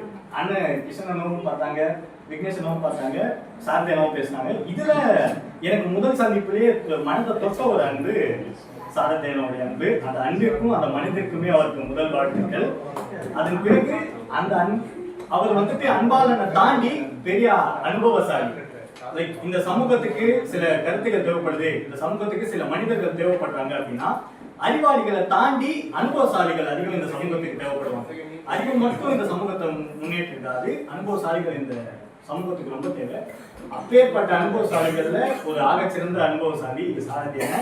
அவர் அனுபவத்துல பார்த்து சிரித்த சில மனிதர்களும், பார்த்து அழுத சில மனிதர்களும், பார்த்து பழகிய சில மனிதர்களும் கொட்டி தீர்த்த சில எண்ணங்களையும் அவர்களுடைய கருத்துக்களையும் அவங்க ஒட்டுமொத்த குவியலா சேர்த்து நம்ம கையில இன்னைக்கு கொடுத்திருக்காது. எழுதி கிழித்தவை. நீ இந்த வருஷ கரியர்ல நீ ரைட்டர் ஆகி என்ன தடா கிழிச்ச அப்படின்னு யாரும் கேட்காத அளவுக்கு தன்னுடைய முதல் புத்தகத்திலே அவருடைய பதில சொல்லிட்டாரு. இப்ப இந்த புத்தகத்தோட பிரதி வந்து இங்க இருக்க எல்லாருக்குமே வந்துட்டு சிறப்புரையாற்ற வாழ்த்துக்கள் எல்லாருக்கும் அந்த பிரதி போயிடுச்சு. இப்ப எனக்கு என்னன்னா இந்த பிரதி இப்பதான் என் கைக்கு வருது. அதாவது ஒரு 10 நிமிஷத்துக்கு முன்னாடி வந்தது. திடீர்னு வந்து திரும்ப பேசணும் அப்படின்னு சொன்னப்போ இந்த பிரதி வந்தது. அப்போ வந்துட்டு நம்ம சில பிரதிகள் இப்போ புத்தக வெளியீட்டுலாம் போறோம்னா முன்னாடியே ப்ரிப்பேர் ஆகிடும். என்னன்னா அந்த புத்தக கவிஞன் என்ன சொல்ல வரா, அந்த கவிதையை ஒரு நாள் முழுக்க நம்ம ஆராயணும். அந்த ஒவ்வொரு சொல்லுக்கும் இந்த சொல்ல பிரிச்சா இந்த கவிஞன் என்ன நம்ம கிட்ட கன்வே பண்ண வரா, இந்த கவிஞன் எந்த வழிகள்ல இதை சொல்லியிருக்கேன், எந்த வழிகள்ல இதை சொல்லியிருக்கேன் அப்படிங்கிறத நம்ம எடுத்துக்கணும். நான் வாங்கினேன் புத்தகத்தை பிரிச்ச உடனே படிச்ச ஒரு முதல் கவிதை. இதை நான் ஆராயவே தேவை, ஆனா இது என் மனசை தொட்டுருச்சு அப்படிங்கிற ஒரு ரொம்ப முக்கியமான கவிதை.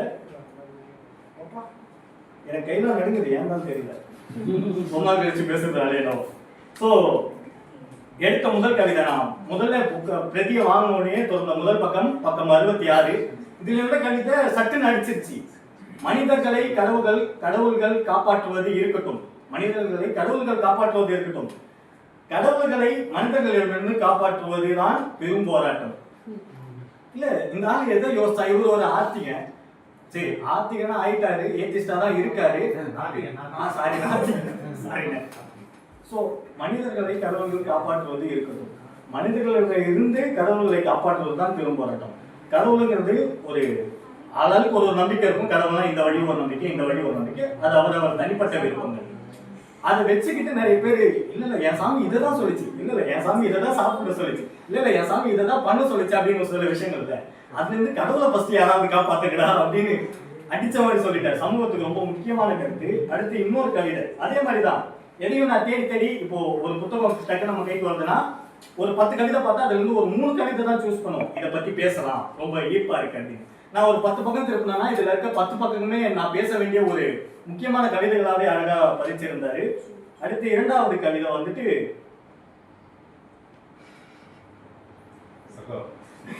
இல்ல இது அவ்வளவு அருமையா இருக்கு. கோபத்தில் தூக்கி எறிவதற்கு கூட அன்பைத்தான் சேமித்து வைத்திருக்கிறேன். உங்க கோபமா தான் இருக்கிறேன், ஆனா உன்னை அடிக்கணும்னா கூட அதிகம் அன்பா தான் கொடுக்க வேண்டியதா இருக்கு. அந்த கோபத்தை காட்டுறதா கூட அது வந்துட்டு ஒரு அனுபவப்பட்டு எழுதுறாரோ இல்ல வந்துட்டு ஏதாவது யோசிச்ச அந்த எண்ணங்கள் வருதோ, அது வாழ்க்கை அனுபவமா இருந்தாலும் சரி, இல்ல உங்களுடைய கற்பனையா இருந்தாலும் சரி, எதுவா இருந்தாலும் உணர்ச்சி இது ஏன் உணர்வை ரொம்ப தொட்ட கவிதை. வரத்துக்கு எப்படி ரொம்ப வருஷம் ஆனாலும் அந்த பயணச்சீட்டு ஒரு கவிதை ஞாபகம் இருக்குமோ, அதே மாதிரி இது லைக் ஒரு ரிலேஷன்ஷிப்ல இருக்கவங்களுக்கு ஒரு அண்டர்ஸ்டாண்டிங்னா உங்களை பயங்கர கோபத்துல இருக்கேன், ஆனா அந்த கோபத்தை காட்டுறதுக்கு கூட என்கிட்ட உங்களை காட்டுறதுக்கு எனக்கு அன்பு மட்டும் தான் இருக்கு. ரொம்ப ரொம்ப அழகா காதலிச்சிருக்காரு அவரு. ஆனா அதுதான் அடி வாங்கி அந்த அடி வாங்குறத காதலிச்சிருக்காரு. அப்புறம் இன்னொரு கவிதை, இது இறுதி கவிதை எனக்கு ரொம்ப ரொம்ப பிடிச்சிருச்சு. லாஸ்டா இது வந்துட்டு எனக்கு ரொம்ப ஆளாளுக்கு ரிலேட்டடான கவிதை ஒன்று சொன்னாங்க. இது என்னுடைய இது எனக்கு ரொம்ப ரிலேட்டடான கவிதை. நிராகரித்தல் பழகி விட்டது, நிராகரிக்கத்தான் பழகவில்லை. நிறைய ரிஜெக்ஷன்ஸ், ஓகே ஃபைன், அடுத்தடுத்த கட்டங்கள் மேற்கொண்டே போகலாம். எனக்கு ரிஜெக்ஷன் பண்ண மனசு வரல. அவர் அந்த அன்பின் வழி சொன்னாரோ இல்லை வாழ்க்கை வழி சொன்னாரோ இல்லை அனுபவத்தின் வழி சொன்னாரோ, அந்த கவிதையை எப்பேற்பட்ட சுச்சுவேஷன்ல வேணாலும் பொருத்தி பார்க்குற அளவுக்கு ஒரு அழகான கவிதை. இந்த புத்தகத்தை வாங்குற இந்த புத்தகத்தை எல்லாருமே வாங்கி படிக்கிறது ரொம்ப நல்லது. ஏன்னா புக்கு படிக்காதவங்க கூட வாங்கி படிச்சு எளிமையா புரிஞ்சுக்கிட்டு, இப்போ நம்ம ஒரு புக்கு வாங்குறோம்னா அந்த புக்கில் என்ன யூஸ் இருக்கு, நம்ம அதில் இன்ட்ரெஸ்டிங்காக படிக்க முடியுமா அப்படின்னு யோசிச்சு தான் வாங்கணும். அதெல்லாம் நீங்கள் எதுவும் யோசிக்காம சிம்பிளாக எழுதி கிழித்தவை வாங்கி படிக்கிறீங்க அப்படின்னா நீங்கள் ரொம்ப ஆத்மார்த்தமாக அறிவு சார்ந்து கவிஞர்கள் ஊழல் வழியாக தான் போய் தான் நீங்கள் யோசிக்கணும். படிச்சீங்கன்னா நீங்கள் பட்டது புரிஞ்சுப்பீங்க, அதில் படித்தது புரிஞ்சுப்பீங்க. ஸோ பல வழிகளை கடந்த பல வழிகளை பார்த்த ஒரு அனுபவசாலியின் ஆகச்சிறந்த படிப்பு எழுதி கிழித்தவை. ஸோ ரொம்ப ரொம்ப வாழ்த்துக்கள் அண்ணன், ரொம்ப வாழ்த்துக்கள். இந்த வாய்ப்பை அமைத்தவங்களுக்கு ரொம்ப நன்றி. அடுத்ததாக ரீடிங் ரூம் நண்பர்கள் இல்லைனா பார்வையாளர்கள் யாராச்சும் ஒரு வார்த்தைகள் பகிர்றது அப்படின்னா எல்லாருக்கும் வணக்கம். ரீடிங் ரூம்ல வரது மூலமா எனக்கு இந்த ஆப்பர்ச்சுனிட்டி கிடைச்சது, ரொம்ப தேங்க்ஸ்.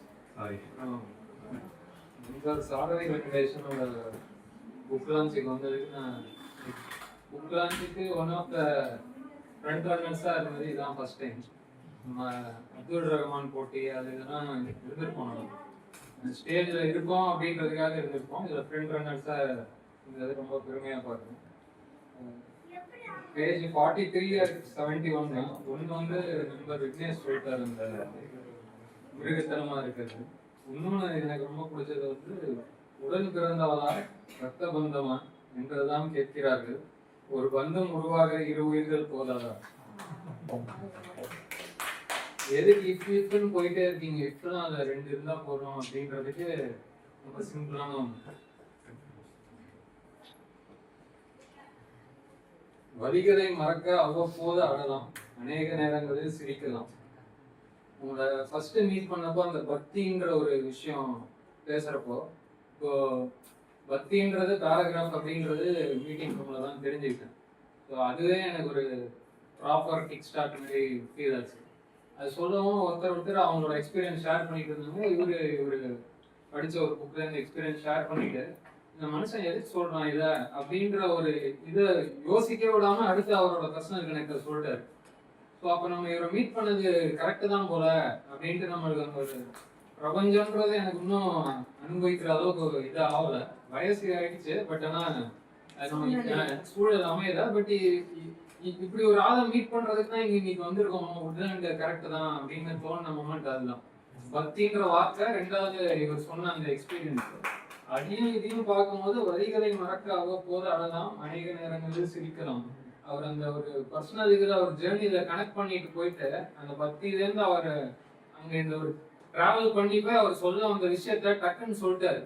இவர் இதுக்கு தான் சொல்லியிருப்பாரோ அப்படின்ற அந்த ஒரு நமக்கு கேட்டே இல்லாமல் அது டைரக்டாக சொல்லிட்டாரு.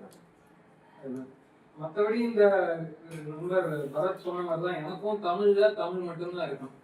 ஆங்கிலம் விருப்பம் இல்லை.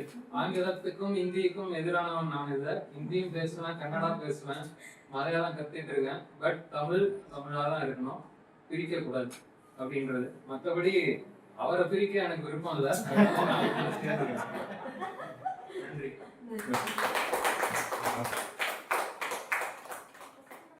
ஒன்றும் இல்லை, ஒரு ஞாபகத்துக்காக மொமெண்ட் கிரியேட் பண்ணுற மாதிரி. இந்த புக்கில் நிறைய பேஜஸில் எம்டி நிறைய இருக்கும். ஸோ 2 பேஜ் காலியாக இருக்கும். ஸோ உங்களுக்கு ஒரு விஷ் இல்லை சைன் எப்படி வேணால் பண்ணலாம். இங்கே இருக்கிற எல்லாருமே பண்ணணும். ஸோ இந்த புக்கில் இந்த பேஜில் காலி இருக்கும், இங்கே இருந்து பண்ணலாம். இல்லைன்னா கடைசி பேஜுக்கு முன்னாடி காலி இருக்கும், அதனால பண்ணலாம். ஏதாவது எழுதி சைன் பண்ணலாம், இல்லை வேறு சைன் டேட் கூட போடலாம். இந்த இந்த இந்த இந்த பிரதி எங்கிட்டே இருக்கும், இது சேல் பண்ணலாம்.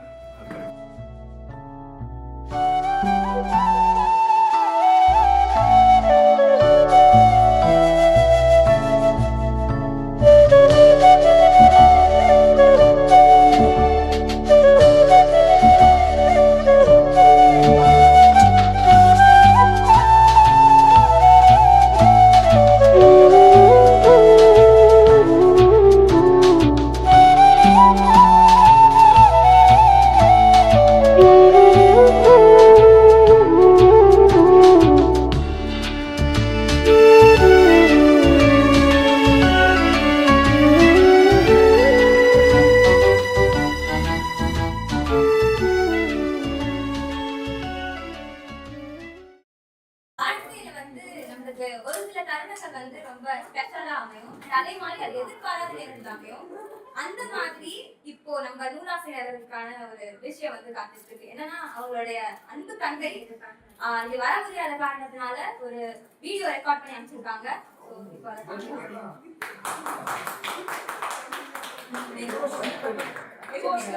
ஹாய் அண்ணா, ஃபர்ஸ்ட் ஆஃப் ஆல் கங்க்ராச்சுலேஷன்ஸ். இந்த நாளில் உன்னோட இந்த எழுதி கிழித்தவை புக்கு பப்ளிஷ் ஆகிறத நினச்சி எனக்கு ரொம்ப சந்தோஷமாகவும் ரொம்ப பெருமையாகவும் இருக்குது. பல பேருக்கு இந்த விஷயம் வந்து ஈஸியாக கிடச்சிடாது, பல பேருக்கு இது கனவாகவே போயிருக்கு. இன்றைக்கி இந்த விஷயம் உனக்கு நடந்திருக்கு, அதை நினச்சி எனக்கு ரொம்ப சந்தோஷமாக இருக்குது. இது வந்து சாதாரணமாக நடந்த ஒரு விஷயம் இல்லை, இது உன்னோட ஹார்ட் ஒர்க்குக்கும் உன்னோட டெடிக்கேஷனுக்கும் கிடைச்ச வெற்றி. இந்த வெற்றி வந்து மென்மேலும் தொடரட்டும். இதுக்காக நான் கடவுள்கிட்ட கண்டிப்பாக நான் ப்ரே பண்ணிப்பேன். இல்லைடா இவ தூரத்துலேருந்தே விஷஸ் சொல்லிட்டு இருக்கான்னு நினைக்காத. நான் எவ்வளோ தூரமாக இருந்தாலும் என்னோட விஷஸ் அண்ட் ப்ரேயர்ஸ் எப்போவுமே உனக்கு கண்டிப்பாக கூட இருக்கும். கடவுள் வந்து உன் கூட இருந்து உன்னை வழி நடத்தட்டும். Congratulations once again. தேங்க்யூ.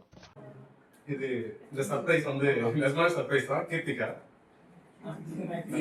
இல்ல, கீர்த்திகாவால் நடந்திருக்கு, எனக்கு தான் தெரியும். அவங்களுடைய நண்பர்கள் மற்றும் அவங்களுடைய அன்பு தங்கைகளுக்கு அவங்களுடைய புத்தகத்தை வழங்குவாங்க. அதற்காக நூலாசிரியர் அவர்கள் மற்றும் புத்தகத்தை பெற திரு திருநாவுக்கரசு அவர்களை அழைக்கிறேன்.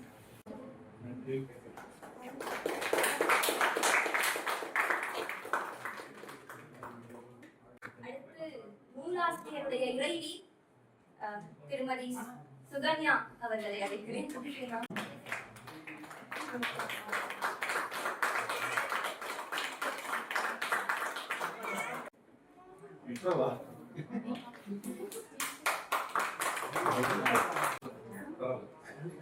அடுத்ததாக கேத்ரின் ரிக்ஸி அவர்களை அழைக்கிறேன்.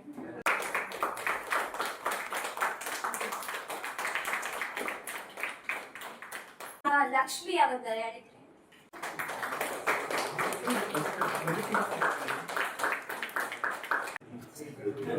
அடுத்ததாக தாயுமானவன் அவர்களை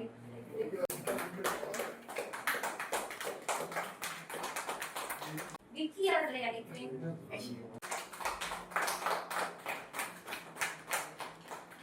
ரொம்ப சந்தோஷம் மிகுதியில் இருக்கும்போது கொஞ்சம் கஷ்டம்தான்.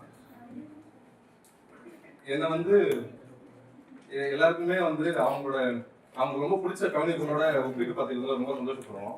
கவிஞர்கள் எழுத்தாளர்கள் எல்லாமே அவங்க யார் ரொம்ப ரசிக்கணுமோ அவங்களோட தன்னை பற்றி பார்த்து ஆசைப்படுவோம். அந்த மாதிரி எனக்கு நாமத்துக்குமார் ரொம்ப பிடிக்கும். நாமத்துக்குமாரோட கவிதை சொல்லி ஆரம்பிச்சா நல்லா இருக்கும் நினைக்கிறேன். இது கிட்டத்தட்ட எல்லாருக்கும் தெரிஞ்ச ஒரு கவிதை, தொடர்பான கவிதை. நான் ஏன் நல்லவன் இல்லை என்பதற்கான 3 காரணங்கள். நான் ஏன் நல்லவன் இல்லை என்பதற்கான 3 காரணங்கள். 1, கவிதை எழுதுகிறேன். 2, அதை கிழித்துப்படாமல் வைத்திருக்கிறேன். 3, உங்களுக்கு படிக்க கொடுக்கிறேன். இன்னைக்கு இருந்து அந்த தப்பா தான் நான் செய்ய ஆரம்பிக்கிறேன். உங்களுக்கு என் கவிதையை படிக்க கொடுக்குறேன். இந்த நன்றி எங்க இருந்து ஆரம்பிக்கிறதுன்னு தெரியல. எல்லாமே இங்க இருந்து ஆரம்பிச்சது. இந்த பேனாக்கு முதல் நன்றி சொன்னா நல்லா இருக்கும்னு நினைக்கிறேன். ஏன்னா இந்த பேனா எப்போ கேட்கறதுக்கோ அதுக்கப்புறமா இந்த புத்தகம் வரைக்கும் கொண்டு போறதுக்கான ஒரு முன்னுரிமை சக்தியமா இருந்தது. ஸோ அப்படி சொன்னா நல்லா இருக்கும். அப்புறம் படிக்க வைக்க பணம் இல்லைங்கிறத தாண்டி படிச்சு என்ன பண்ண போறாங்க அப்படின்ற மாதிரியான மனநிலை இருக்கிற நிறைய கிராமங்கள் அப்படி இருந்தது முன்னாடி ஒரு 90களில் நான் சொன்ன டைம்ல. அந்த மாதிரி ஒரு கிராமம் தான் எங்களோட கிராமமும். ஆனா அங்க இருந்து கூட எதையாவது படிக்க வச்சோம். குறைஞ்சபட்சம் ஒரு 12வது படிக்க வைக்கணும். எங்க அம்மா என்ன கஷ்டப்பட்டு படிக்க வச்சிட்டாங்க. அதனாலதான் இப்போ எழுத ஆரம்பிச்சிருக்கேன். ஸோ எங்க அம்மாவுக்கு நன்றி சொன்னோம். அவங்க இங்க இல்லை, வர முடியல. அப்புறம் ஆமா அம்மாவுக்கு சொன்னதுக்கு லைஃப் சொல்லு.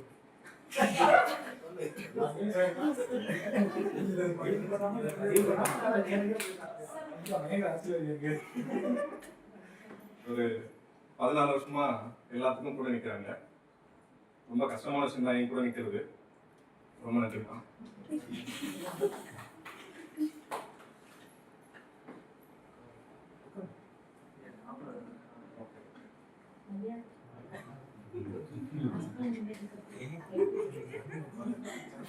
ஓகே,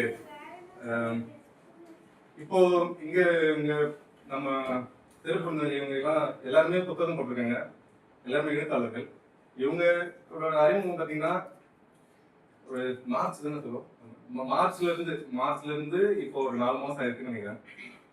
ஸோ இந்த ஒரு 4 மாசத்துல தான் இங்க இருக்கிற நிறைய பேருக்கு எனக்கு தெரியும். ஆனா 2 வருஷத்துக்கு முன்னாடி, அதுக்கு முன்னாடி இருந்த நான் வேற, இப்ப இருக்கிற நான் வேற. அது அந்த 2 வருஷத்துக்கு முன்னாடி எனக்கு தெரிஞ்சவங்க கொஞ்சம் பேர் அங்க இருக்காங்க. அப்போ இருந்த எனக்கும் இப்ப இருக்கிற எனக்கும் பெரிய வித்தியாசம் இருக்கு. அது ஒண்ணும் இல்லை, நான் பெரிய புத்திசாலி, பெரிய அறிவாளி. எனக்கு முரணான கருத்தை என்கிட்ட சொல்லிட்டு யாரும் என்கிட்ட இருந்து தப்பிக்க முடியாது. நான் என்கிட்ட இருக்கிற எல்லா விதமான லாஜிக் பாயிண்ட்ஸ் கொண்டு வந்து அவங்க சண்டை போட்டு இருப்பேன். அப்படிதான் போயிட்டு இருந்தது. ஆனா பல பேர் சொன்னாங்க இல்ல அதுல மிஸ்டேக்ஸ் இருக்கு அப்படிலாம் சொல்லுவாங்க. நம்ம தான் நம்ப மாட்டோமே, ஒத்துக்க மாட்டோம்ல. கடைசியா ஒருத்தங்க வந்தாங்க. அவங்க சொன்னாங்க, கேட்கற மாதிரி தெரியல, அவங்க ரொம்பலாம் யோசிக்கல, நேரம் மண்டிய பிடிச்சி உள்ள ஒண்ணு இல்லை காட்டிச்சாங்க எனக்கு. ஸோ அங்கிருந்தா இந்த இவர் சொன்னாரு கிரேட் லெசனர் அப்படின்னு சொன்னாரு. ஆனா கொஞ்சம் வருஷத்துக்கு முன்னாடி எனக்கு கிடையாது. கிரேட் லெசனர் கிடையாது. நான் என்ன சொல்றது, பேசிக்கிட்டு இது அப்படிப்பேன். ஆனா நிஜமாவே அதுக்கப்புறம் பெரிய மாற்றம் தான். கேட்க ஆரம்பிச்சதுக்கப்புறம் நிறைய விஷயம் மாறி இருக்கு. ஸோ இந்த பேனல்லாம் அங்கிருந்து வந்ததுதான். அவங்களுக்கு ரொம்ப முக்கியமான நன்றி சொன்னோம். அப்புறம் எழுதி வச்சிருவோம். ஆனா புத்தகமா போடுற அளவுக்கு இருக்கா இல்லையான்னு நமக்கு ஒரு சந்தேகத்தோட இருக்கும். அந்த அந்த சந்தேகம் எல்லாருக்குமே இருக்கும். எழுதுறவங்களுக்கு இருக்கும், எது பண்றவங்களுக்கு அந்த சந்தேகம் இருந்துட்டே இருக்கும். அப்படி இருக்கும்போது இல்ல எழுதுறதெல்லாம் கவிதை தான் முதல்ல நம்ப வைக்க கொஞ்சம் பேர் வேணும். அப்படி நம்ப வச்சவங்க கொஞ்சம் பேர் இருக்காங்க. ஸோ அது என்னோட தங்கச்சி இருக்காங்க, பத்மா, கேத்ரின். ஸோ கொஞ்சம் பேர் வரல, அவங்களால வர முடியல. இந்த வரமுறையவங்க பூஜா, விஜயலட்சுமி, அப்புறம் கோவர்த்தனி, இப்படி கொஞ்சம் பேர் இருக்காங்க. அப்புறம் இந்த வீடியோவில் பேசுகிறாங்க ஜான்சி, அவங்களாம் தூரமாக இருக்கிறதுனால வர முடியல. அவங்க கண்டிப்பாக நன்றி சொல்லணும். அப்புறம் கவிஞர் பரத் காமராஜ். இங்க இருக்கிற பலருக்கு அவர் தெரிஞ்சிருக்காரு. அவர் வந்து ரெண்டாவது ரெண்டு கவிதை புத்தகம் எழுதியிருக்காரு. ரெண்டாவது புக்கு அடுத்த மாதம் வரப்போகுது. எல்லாரும் கவிதை எழுதிட முடியும், ஆனால் ஒரு தீம் செட் பண்ணி கவிதை எழுதுறது அவ்வளோ ஈஸியான விஷயம் கிடையாது. இவர் வந்து பறவைகளின் பார்வையில ஒரு கவிதை புத்தகம் எழுதியிருக்காரு. ஒரு கவிதை எழுதுறது கஷ்டம், ஈஸியாக எழுதலாம். பறவைகளின் பார்வைன்னு சொல்லி இவர் வந்து ஒரு புத்தகம் முழுக்கவே பறவையின் பார்வையில எழுதியிருக்காரு. பறவையே சொல்ற மாதிரி இருக்கும் கவிதை. அது வந்து அடுத்த மாதம் வரப்போகுது. ரொம்ப நன்றி சொல்லுங்க.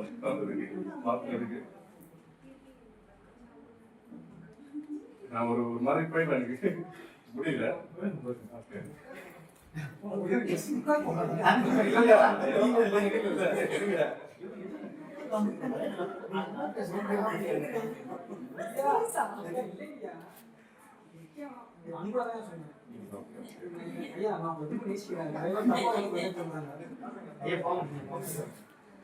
ஓகே, அடுத்தது நம்ம கவிஞர் விக்னேஷ் சுப்பிரமணியன்.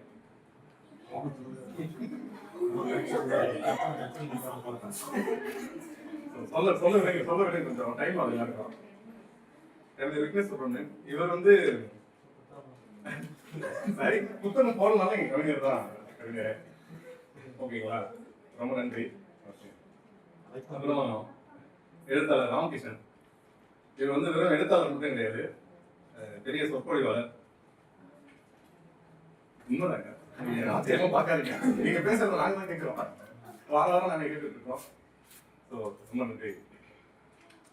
அப்புறம் இந்த மாதிரி ஒரு ஸ்பேஸ் வேணும் அப்படின்னு நாங்க கேட்ட உடனே அவங்க கேட்டு முடிக்கவே இல்லை, அவங்க உடனே சொல்லிட்டாங்க நீங்க எப்போன்னு சொல்லுங்க பண்ணிடலாம் சொல்லிட்டாங்க இமீடியட்டா. அதுக்கு ரொம்ப நன்றி மேம். வெளியில இருந்து பேசலாம் அவ்வளோ ஈஸியாக கிடைக்காது, நான் கேட்ட உடனே ஓகே சொல்றீங்க, ரொம்ப நன்றி. அப்புறம் ரொம்ப முக்கியமான விஷயம் இவங்களை பற்றி நான் சொல்லணும். என்னோட கவிதை புத்தகம் கேட்டாங்க, ஆக்சுவலி அன்னைக்கு கொடுக்க முடியல. அப்புறம் நான் பிடிஎஃப் தான் அனுப்பிச்சேன். அவங்க என் கவிதையை படிக்கிறதுக்காக ஒரு மூட் செட் பண்ணி ஒரு இடத்துல படிச்சாதான் நல்லா இருக்குன்னு சொல்லிட்டு 3 hour பண்ணாங்க அதுக்காகவே. ஆமா, என் கவிதையை 3 hour உட்காந்து படித்து அங்கே போய் படிச்சாங்க. அவங்க டீமோட போய் படிச்சுட்டு வந்தாங்க. இதுதான் பண்ணிங்க சொல்றேன்.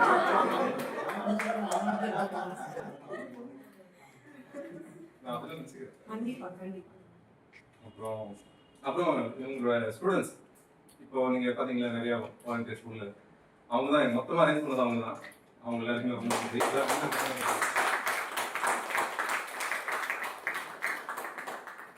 நான் என்ன வேணும்னு தான் கேட்டேன். ஆக்சுவலி இந்த ஆஃபீஸ் இந்த ரூம் இப்படி இருக்காது, நிறைய இதுவாக இருக்கும். அவங்க எல்லாத்தையும் கிளீன் பண்ணி எனக்காக ரெடி பண்ணி கொடுத்துருக்காங்க. நான் என்ன வேணும்னு தான் சொன்னேன், எல்லாத்தையும் அவங்க ரெடி பண்ணிட்டாங்க. ரொம்ப நன்றி. அப்புறம் இந்த சோசியல் ஒர்க்கர் தேவி, அவங்க சொன்ன மாதிரி ரொம்ப கம்மியாக தான் மீட் பண்ணிருக்கோம். இப்போ வந்து 4வது மீட் இன்னைக்கு ரொம்ப கம்மியாக தான் மீட் பண்ணியிருக்கோம். ஆனால் அந்த ஃபர்ஸ்ட் மீட்ல வந்து ரொம்ப ஈஸியாக கனெக்ட் ஆகிட்டோம். சொன்ன உடனே கண்டிப்பாக ரொம்ப நன்றி. அப்புறம் இந்த ரீடிங் ஃப்ரெண்ட்ஸ் திருநாவுக்கரசு, ஜார்ஜ், அப்புறம்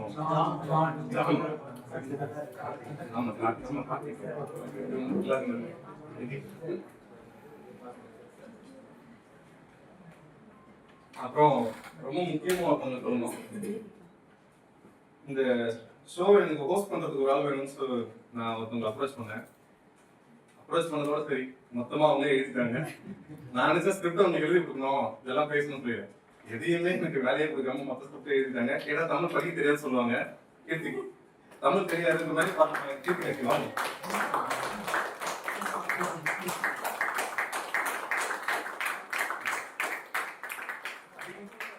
அதிகமா இங்கிலீஷ் லிட்ரேச்சர் தான் படிப்பாங்க, இருந்தாலும் தமிழ் எவ்வளவு நல்லா எழுதுவாங்கன்னு எனக்கு தெரியாது, எனக்கு தான் தெரியும்.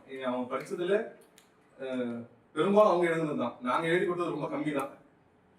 ரொம்ப நன்றி. இவங்க புத்தகம்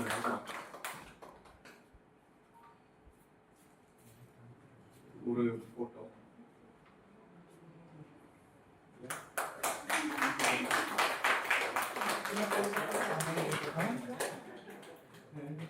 எதையாவது மிஸ் பண்ணிட்டேன், எதையாவது வச்சுக்கலாம். நடுன்னு சொல்லவே இல்லையா?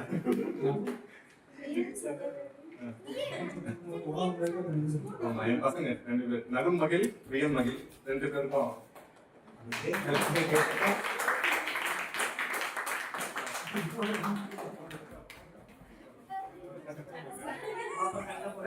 போட்டோ எடுக்கலாம். போட்டோ எடுத்து பரவாயில்ல, கட்டே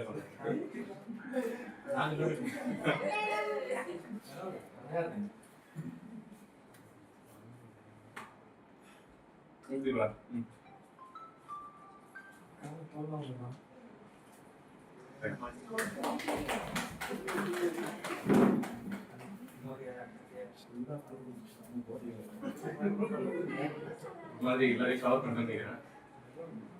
ஓகே, என்னோட மன சந்தோஷத்துக்காக நான் ஒரு கவிதை சொல்லணும்னு வச்சிருக்கேன். முடிக்கிறதுக்கு முன்னாடி அந்த கவிதை மட்டும் சொல்லி அந்த தைரியம் மட்டும் மிஸ்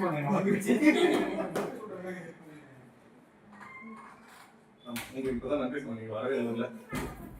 ஓகே, இல்லை எப்போ பேச ஆரம்பிச்சாலும் கவிதை சொல்லி முடிச்சாதான் எனக்கு மனசு நிறைவா இருக்கும். அதனால ஒரு கவிதை, இது நான் எதுவும் கவிதை இல்லை, படிச்சதுல பிடிச்ச கவிதை.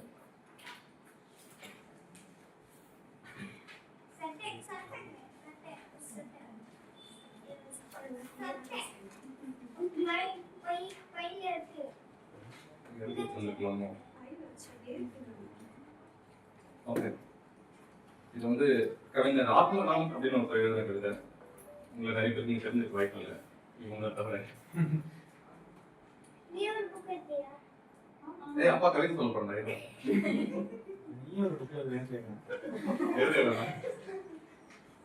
உலகத்திடமிருந்து நான் எதிர்பார்ப்பது அன்பை, கருணையை, மனிதாபிமானத்தை, புரிந்து கொள்ளுதலை, உண்மை வெளிப்பாட்டை, இன்னும் பிற.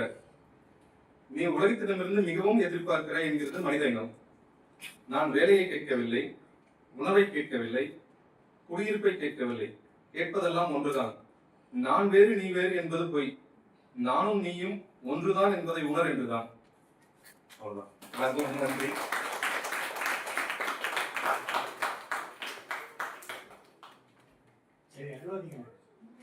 யாரு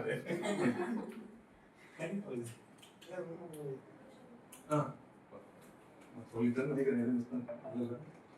கடைசி வார்த்தை கூட நிறைய மிஸ் பண்ணியிருந்தாலும் ஏதாவது இருந்தாலும் சரி. முக்கியமா எங்க வாழ்க்கை சரி, நீங்க மேடம் சொல்லி வாழ்க்கை உங்களுக்கு ரொம்ப தேங்க்ஸ். எங்க நிவேதிகா ரொம்ப நன்றி மேம், உங்களாலதான் எல்லாமே.